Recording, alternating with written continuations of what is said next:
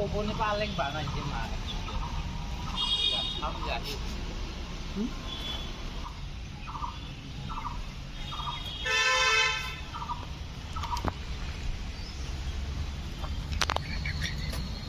Hah?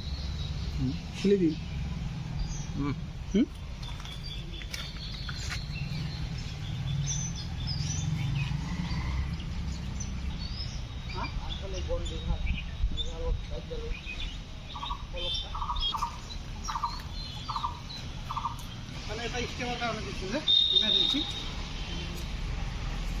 আমি খবৰ এটা পাওঁ যে চেগুনৰ কোনটা ভৰ্তি গাড়ী এটা মানে আমাৰ এই খৰাগাঁও অঞ্চলেৰে পাৰ হৈ আছে।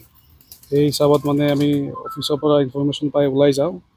ওলাই যোৱাৰ আগতে মানে আমাৰ বিট অফিচাৰ জিকিৱাৰীৰ বিট অফিচাৰ আৰু তেখেতৰ লগৰ যিবিলাক ষ্টাফ আছে সিহঁতে গৈ গাড়ীটো পিছা কৰি যায়। পিছা কৰি গৈ পেলাই গাড়ীটো আমাৰ ষ্টাফক দেখা পায় ড্ৰাইভাৰটোৱে এই মডেল স্কুলৰ প্লে'গ্ৰাউণ্ডত গাড়ীটো ৰাখি মেলি চাবিটোৰ লগত পলাই যায়।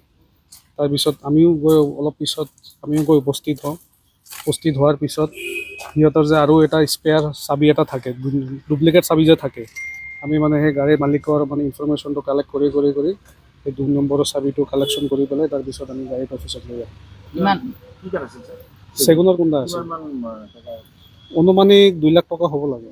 2 লাখ টকা গাড়ীখনৰ নম্বৰটো AS19AC4437।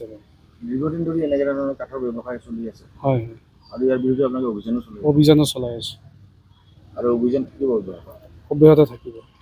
মালিক কোন হয়? মালিক মানে সেনেকৈ নাম চাম বাৰু কোৱা নাই, এতিয়া আৰু লাহে লাহে ওলাব আৰু যিহেতু গাড়ী আহিছে মালিকো আহিব।